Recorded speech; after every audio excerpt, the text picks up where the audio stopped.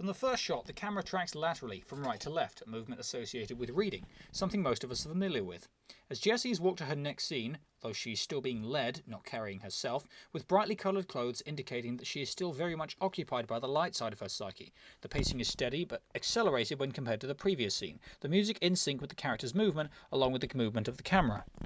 Pushing in with the camera retaining the same motion as previously, screen direction is respected to establish the spatial relationship between Jessie and the gatekeeper, as we shall call him.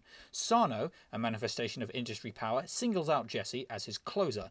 Although the colour temperature is cool, with the white lighting, the majority of the background is darker, signalling that it is the dominant side, slowly coming through to take over and influence Jessie. Sarno pointing out at her is about as obvious as you can get. Without her in full control yet, she is still happy to be present and led inwards, almost as if it's her own shadow calling out for her to undergo the change, both internal and external.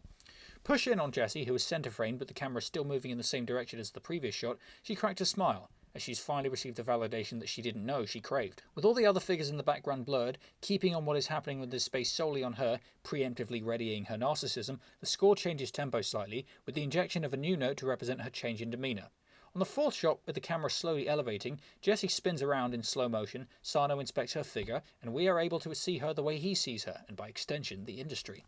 Not as a person, but a manifestation of the concept he is trying to replicate, in this case, beauty. Although she is centre-framed to draw attention, and completely surrounded by mirrors, we never see her face. We see her as he does. One possible overlooked detail is that in order to command or at least a portion of the industry, it's possible that Sarno himself has had to master both his light and dark side, ego and shadow, which is why he's dressed in both light and dark colours. Finally, we close out the scene in shot 5 on an over-the-shoulder from Jessie's perspective of Sarno, when he finishes applying the finishing touch to her for the evening, further evidence of industry control. Shot 6, we start in pretty much the same as where we left off, screen left, but immediately the atmosphere is the opposite of what it was before. The camera movement, while still steady, is now moving right to left, subtly jarring for those of us used to reading left to right, and the models are statuesque, literally. Gone is the urgency exuded by the movement of Jessie and her backstage escort.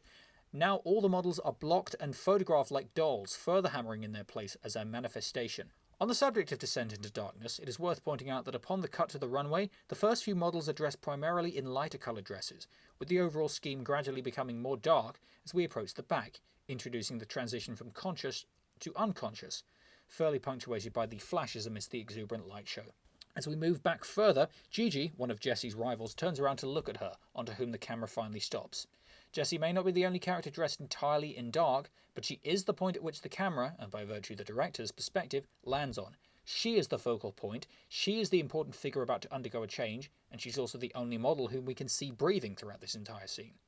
Even the score undergoes a noticeable change, with the upbeat and steady-paced explicit electro-techno beat almost completely gone, replaced instead with a much more subdued, calmer, almost passive background tone underscoring the runway. Between shots 7 and 18, we are transported from the runway into Jessie's mind, where she stares into the abyss as it is confronted with an elusive pyramid, albeit only in brief single-frame flashes off in the distance. By the end, she is visibly transfixed on this mysterious entity. Shots 19 through 27 are where things really start to get interesting. The first shot we are introduced to is a diamond at the centre of the screen, with an elusive figure in the middle of it. One might assume that this is her shadow, however on multiple repeat viewings I have concluded that it is actually our Jessie, making her way through the depths of her mind. With every subsequent shot we are reminded that the diamond is a gate, while the pyramid is something else. This is enforced by the fact that every reverse shot is of the plane of view, focusing on the pyramid, now in full focus. When we do see Jessie for the first time in shot 25, she finally takes the first steps forwards, or rather downwards, having spent the past 4 shots standing in the entrance, if you will. This idea of the diamond being an entrance to her mind is further punctuated by the fact that this is an optical illusion, only the top half is real. The bottom is a reflection, as a metaphor for the ego-shadow dichotomy. At shot 28, Jessie now walks up to the camera, continuing where she left off, with us looking up at her, in direct contrast with the previous low-angle shots.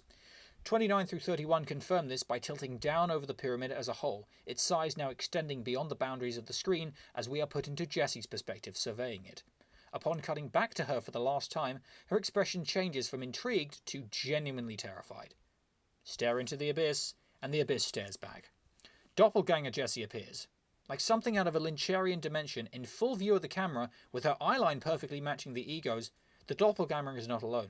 2 additional reflections flanking her in the jagged sides of the pyramid, with multiple reflections representing both the amount of power to overwhelm that the shadow is exuding over the ego, but also that the human mind is often fractured, disorganized, yet always part of a larger whole. Cutting back to our Jessie at shot 34, the tempo of the score changes and her breathing rapidly escalates. The doppelganger edges closer towards the camera into a full close-up as the tempo continues slowing and switches to the more abstract, further unsettling us, right before stopping and cocking her head to the side, perhaps because she knows something that we don't. The doppelganger looks back at Jessie. Facing her own mirror self, her lips mere centimetres from the glass before her eyes finally leave our protagonist. The doppelganger is even more lost in her own reflection. Totally self-obsessed, she represents the version of herself that Jessie cannot be. Yet. As Jessie closes her eyes and inhales, we see the last of her, as we know, is a wide shot, staring down into the pyramid before fading to black.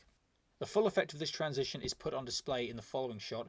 As we fade into a close-up of Jessie, we are accompanied by a dramatic change in tone of score. She is now bathed in red light, completely encompassing her face, showing much more sinister and seductive persona that has taken hold, reminiscent of a similar sequence from Under the Skin. Jessie glares at the camera, but not out of malice. It is a desire to consume and be consumed by one's own image of oneself. She has now taken over, or at least been realigned with, her shadow. The doppelganger mirrors this, along with an overhead burst of blue abruptly tearing through the red overcast to represent how the ego and shadow will always be fighting for centre stage, but also that they cannot be separated, at least not without causing serious problems, because they are both part of the human psyche as a whole and are required in order to function.